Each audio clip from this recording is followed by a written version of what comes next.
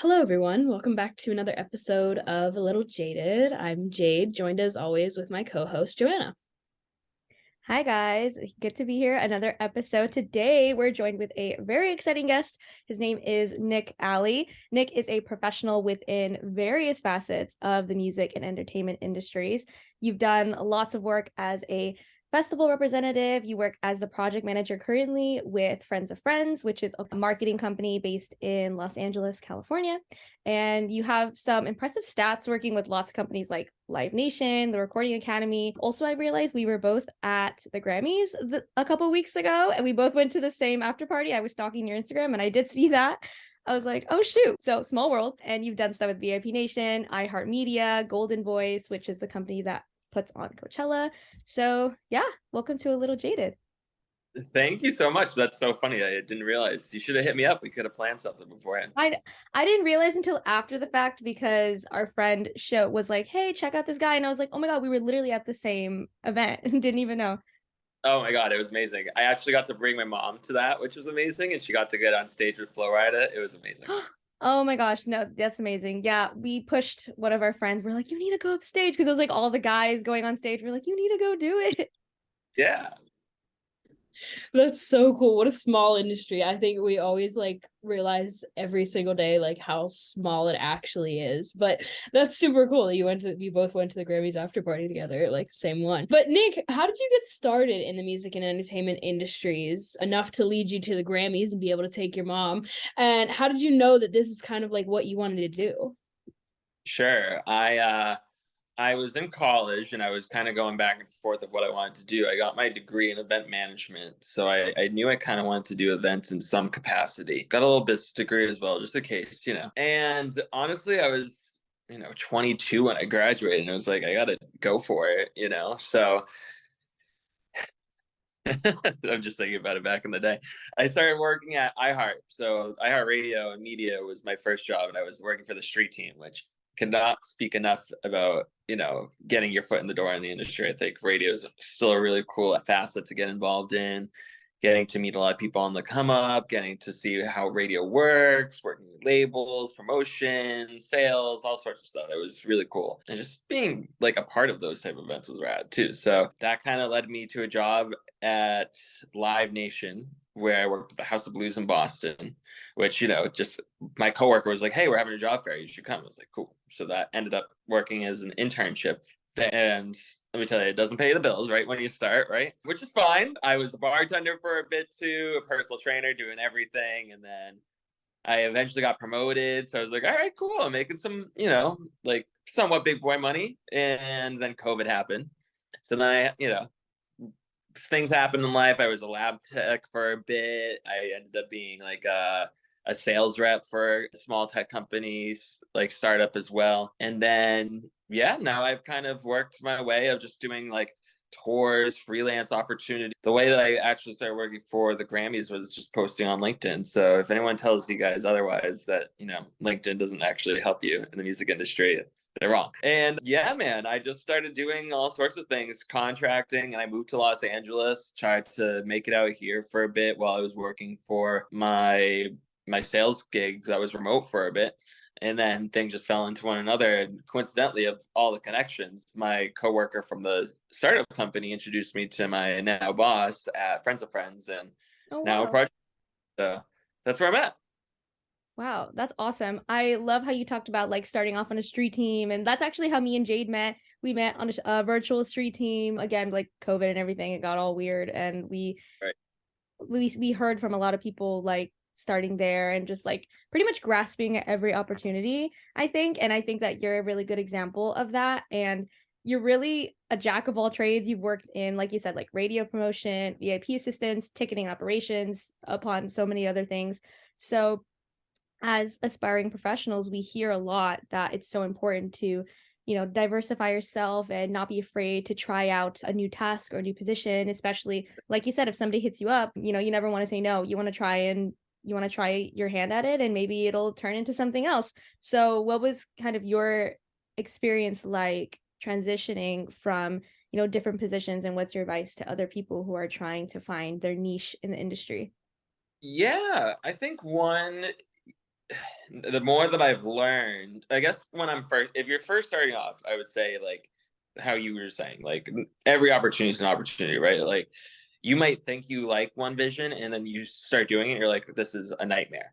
And Yeah. then you start doing another thing that you say yes to, and you're like, oh, I didn't even know this was a whole facet of things of the industry. Like even right now, the job that I'm working, this is my first marketing job in the music industry. Well, other than promotions, but like my first, like, moving up in the world type of job. And I'm like, holy crap, there's a lot to go into marketing, man. And you just, you learn as you go. And I think that's really imperative when you're first starting off. However, as you start meeting more people, obviously building that network and building those organic type of relationships with people and not just hitting them up on the side for guest lists is, I think, very important. But I also think too, once you're at a level where you feel confident in your abilities, like you gotta be able to stand up for yourself and what you want out of your life, right? So you've done all these things, right? Like now I'm a project manager and I've loved being a part of like the live event world of music. And that's kind of what I want to do. So like if somebody's like, oh, I would love for you to get involved in this or like whatever stage you're at the beginning, for sure, I would take it. I think you can be more selective as you go and just know your worth. We're all business professionals. You stick up for yourself. So that's probably what I would advise. I don't know if that actually answered your question, but that's what I'm going with. No, I think that was great. I think a lot of times, especially in music, everybody's just so passionate and looking forward to getting their foot in the door that sometimes you forget to like advocate for yourself in that way, and fight for what you deserve and what you're worth. So I think that's wonderful that you pointed that out to a lot of these young professionals that are going to be listening. I think it's great. But one of your most recent positions in your career was working as a freelance festival rep for industry giants that everyone's heard of, like Goldenvoice and Rising. So what does the position of a festival rep kind of entail? Because a lot of people are interested in live events and stuff like that. Yeah. So this was basically, I guess the way that I phrased it was basically to try to create a jack of all trades type of role. And it's a lot of, that organic type of building of the network and relationship. Like you might see something posted online, but the music industry is crazy, right? So like for me, it started out working with ticketing for one of these festivals, right? And then I got introduced by another team while I was there. It's like, oh, I would love to try that. And next thing I know, I'm doing media credentials and handed out like fortune cookies in the front row of like whatever, and making sure people are taking, the photographers are in the pit and when they're not in the pit. And then I was doing merch one time, and then you're doing artist relations. So like again, it's more of a, you start working the way that you want to start working. And I think it's really valuable to have all of these people in your network, which is why I do so many different things. I do love certain aspects more than others or different departments, but I wouldn't know that unless I tried. So I would just say there's a lot of opportunities that people can make for themselves in the industry. And I think that it's a lot of, again, saying what you want of, hey, I want to do media this time around. Like, love you guys, but my heart's got to try something else. And people get it, and everybody's supportive. So as long as you're doing your thing and you're trying it out, and I again, it's just building those relationships, whether you're at these events or like how you guys were doing at the beginning of the pandemic with these virtual type of opportunities. I direct a lot of people to Facebook groups even today.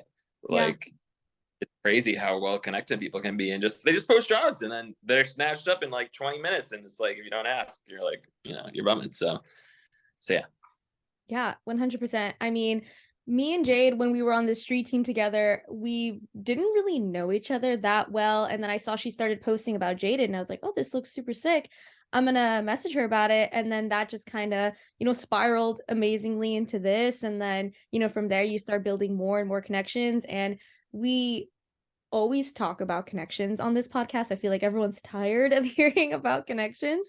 But I think as you go on, like you said, like it's so important to build this network and especially build your network in multiple areas. Like you said, like now you have a job where you do a lot more on the marketing side, and before you never really had that, but then you get introduced and that leads to something else. Yeah, definitely. And I think that's the big thing that I really like I don't say attribute to my success, but like I really make sure that like you're like, when you're building a connection with somebody that's not in the music industry and you just want to be their friend or whatever, like you don't like use people, right? Like Yeah. you just are like, hey, like how's it going? Like checking in on you. Like same type of deal for our industry, you know. It goes a long way, like when people just reach out and I'm like, oh, like awesome, you know. So like one of my things I tell people, make sure you reach out to people on birthdays, on, you know, like once a quarter. I have like a whole list of people. I'm just like, hey, hope you're doing well, you know. And then like when the time comes when you need something or they need you or whatever, like everybody helps each other out. So, but it's a lot more organic. So, Yeah. And I mean, I was going to ask you to, talk about like how influential like networking has been. You already kind of touched on that, and you already kind of touched on like the importance of, keeping up with those connections. But do you have any other advice to somebody who might struggle with or is a little bit afraid of networking? I think especially with the pandemic, it's a lot of people have kind of gotten inside their shells, and it's kind of hard to reach out to people and make that first message or email or like DM or something. So, what's your advice in that aspect? yeah, I totally get that. I'm very extroverted, first of all. So I get that, like, not everybody can just walk up to people and be like, hey. I will say, I think that in the virtual world, especially, right? Like, there's a lot of ways where you can kind of stand out and still be either introverted or just not do the same type of stuff that I do. People get creative, right? And I think that one of the ways that I at least will tell people is, if you're doing like a Instagram or like a LinkedIn reach out, like, hey, would love to chat with you, or hey, love what you do, right? Blah blah blah blah. You have a few people that you might not so much not feel super like, yes, I need to like network with you. It could be like almost like a practice person, right? And I don't mean that in a bad way. Everybody's great, don't get me wrong. But like, if I'm trying to, like, if I go from like, oh, I want to chat with like the head person of this company, I'm not going to start with like him specifically. I'm going to do like a few things. I'm going to refine exactly how I want to reach out, like all these type of things, right? So I think if I was somebody who's starting off, doesn't want to do all that stuff and is doing it virtually, I would just do a few practice ones, even if they're not even in the music industry. Just be like, hey, see what that you used to do this, or see like you're somewhat involved, would love to chat. And then like as you refine exactly what you want to say, you can do it to those people that you're actually trying to. Another way you can go about it too is like, we have LinkedIn, which again, that's kind of what I talked about. I posted on LinkedIn one day and I saw somebody just commented on or looked at my profile from the Recording Academy, and next thing I know, I'm able to chat with them and whatever. But I was able to show them, oh, I have a website that you can go on. Like TikTok is really organic nowadays, or not organic, but it's a huge thing of like just having a social profile and understanding how those work, having a strong LinkedIn, just having like if you're not gonna be somebody who's extroverted or not, you have all these different assets. Or sorry, not assets. That's such a marketing term. Different ways to showcase yourself where it's not so, I don't know, like automated. And if I really want to know, or if I'm really impressed, I'll reach out. I've had plenty of people who have reached out to me. I'm like, wow, like really great job. Like it's evident that you're putting in a lot of work, and you never know. It takes a lot of time, but just reaching out to people. Could be 1 out of 100 people that finally get back to you, but that 1 out of 100 people could work with the Recording Academy or whatever. Yeah. And I think it's cool that you touched a little bit about also like the importance of like social medias and keeping up with your social media, keeping up with your LinkedIn, because if you're super active on there, and I think if your profile kind of emulates a little bit about your personality, it's that kind of introduces yourself for you. There's no need for that, like, here's my elevator pitch and like why you should like me and everything, because you can just scroll and say like, oh, I like your vibe. I want to help you out. I see what you're doing. Yes, exactly. I think that personality goes a long way, and you can really showcase that, especially now more than ever on social media. And not that social media is everything, but it definitely can help for sure. Yeah. Yeah, 100%. And as a person, as a business major who also is, finance and has done a couple accounting classes, don't worry, I use assets all the time. I say that word way too much too. Oh, I totally get it. I find my real life now. Like, Yeah. Exactly. But so, as you said, as you touched upon marketing, you're currently the project manager for Friends of Friends. So can you please kind of like describe your position and what it looks like being a project manager? And, you kind of touched upon how you kind of got there, but yeah, like just kind of what it looks like day to day for you. yeah. So basically, it started off pretty I don't know. I mean, the whole vibe was, to do exactly what a project manager does, where it's you manage projects, make sure things are getting done, tasks are being completed in an efficient way. You're almost like a middleman for a lot of things too, of like, oh, like, excuse me, you're a middleman for making sure, like, oh, did you communicate with this person, or like what needs to get done. Eventually just kind of I took on more roles just because I wanted to do more, and I ended up doing things and just organizing things, started doing out of home marketing, which is kind of what I've been used to, and now getting into like digital advertising, which is wild. And I'm learning how to build a TikTok from like 0 followers to like hopefully 1 million.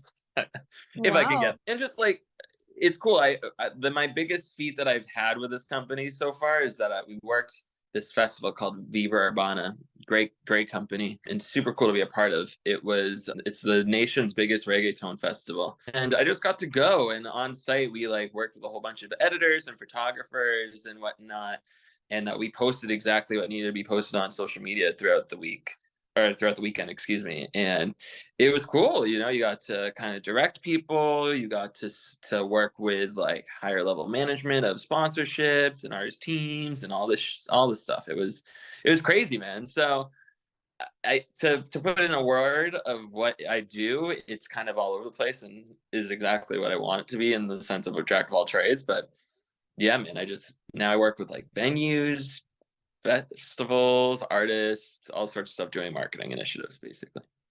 Yeah, that's awesome. So, what skills do you think have proven to be successful for you in this position specifically?